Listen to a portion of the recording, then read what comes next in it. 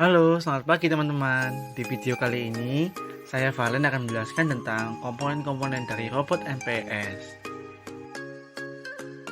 Oke, untuk komponen yang pertama ini adalah Air Service Unit, yaitu adalah unit pelayanan udara yang berfungsi sebagai penyedia udara yang bersih dan kering untuk mensuplai udara ke mesin. Oke, untuk komponen yang kedua adalah silinder kerja ganda.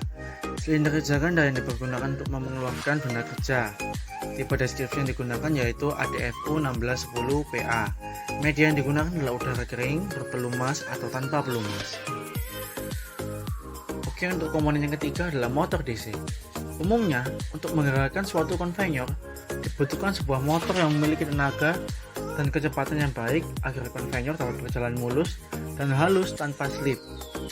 Makanya kita membutuhkan motor DC menjadi salah satu pilihan yang baik untuk menggerakkan konveyor ini. Yang keempat, kita mempunyai komponen sensor optik. Sensor ini digunakan untuk mendeteksi suatu benda dengan media cahaya.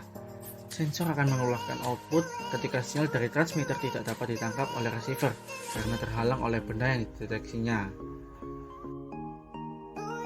Yang kelima, kita mempunyai transmitter. Transmitter bertugas memberikan sinyal cahaya. Sinyal yang dipancarkan sensor ini berupa sinar inframerah. Komponen yang keenam adalah receiver. Kegunaan receiver ini adalah mendeteksi sinar infrared yang dipancarkan oleh transmitter. Receiver pada sensor ini terbuat dari bahan yang peka terhadap cahaya sehingga dapat mempengaruhi besarnya output. Yang ketujuh adalah amplifier. Amplifier ini berguna untuk mengatur delay aktif sensor, kondisi NO dan kondisi NC, jarak batas sensor, dan lain-lain tergantung kepada jenis sensor yang digunakan. Pada sensor optik dibagi menjadi 3 buah, yaitu yang pertama adalah sensor benda datang. Sensor ini berguna untuk mengetahui workpiece yang datang dari handling station, baik benda logam maupun benda plastik. Output untuk sensor ini adalah negatif atau 0 volt karena merupakan sensor jenis NPN.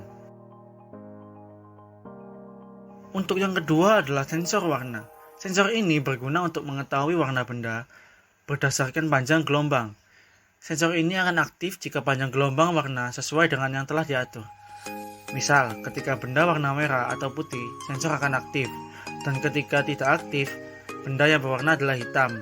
Sensor ini merupakan jenis sensor NPN dan mengeluarkan data jenis negatif atau 0 volt. Yang ketiga adalah sensor deteksi benda turun atau penuh. Sensor ini berfungsi untuk mendeteksi benda yang telah dipilah atau dipisahkan jatuh ke seluncuran menuju tempatnya. Sensor ini merupakan jenis sensor NPN dan mengeluarkan data negatif atau 0 volt.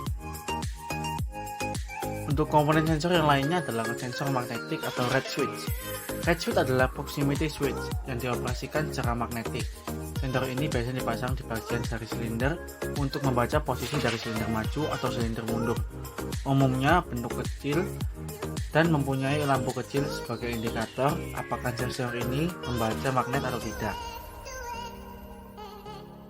Sensor yang selanjutnya adalah sensor induktif, berfungsi sebagai pendeteksi benda logam. Sensor akan aktif ketika benda logam dideteksinya. Sensor induktif pada sorting station digunakan untuk mendeteksi benda logam. Jenis sensor digunakan adalah NPN dan hanya dapat satu buah saja. Selain sensor, kita juga punya komponen yang lainnya, yaitu adalah terminal blok atau data. Terminal blok ini berfungsi sebagai penghubung antara input dan output dan juga dilengkapi dengan DB25. Terminal ini juga sebagai jalur komunikasi antara input dan output dengan PLC. Komponen yang selanjutnya adalah wiring duct. Wiring duct ini berfungsi untuk menjalankan kabel dan tubing apabila alirannya terlalu jauh. Umumnya digunakan untuk kabel-kabel wiring rangkaian. Tubing sambungan ke supply yang selalu panjangnya juga diizinkan melewati jalur dalam ini. Selanjutnya adalah Omega Profile. Omega Profile umumnya digunakan untuk menempatkan terminal input atau output dan komponen biasanya sebagai dudukan komponen.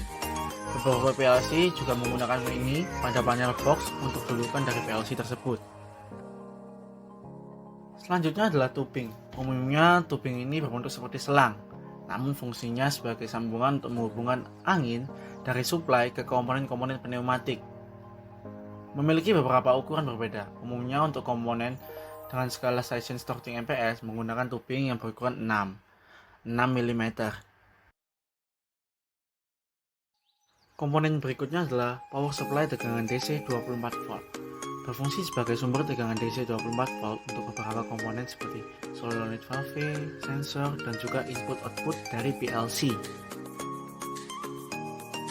Komponen terakhir adalah kompresor, alat yang digunakan untuk menghasilkan udara bertekanan. Fungsinya yaitu memanfaatkan udara sehingga bisa menghasilkan udara bertekanan. Keluaran udara yang bertekanan dari kompresor ini akan diatur lagi menggunakan pengatur tekanan. Tekanan umumnya yang digunakan pada pneumatik adalah 6 bar. Terima kasih teman-teman. Sekian ulasan dari saya mengenai komponen-komponen robot MPS. Kita bertemu di lain video. Terima kasih. Tuhan Yesus memberkati.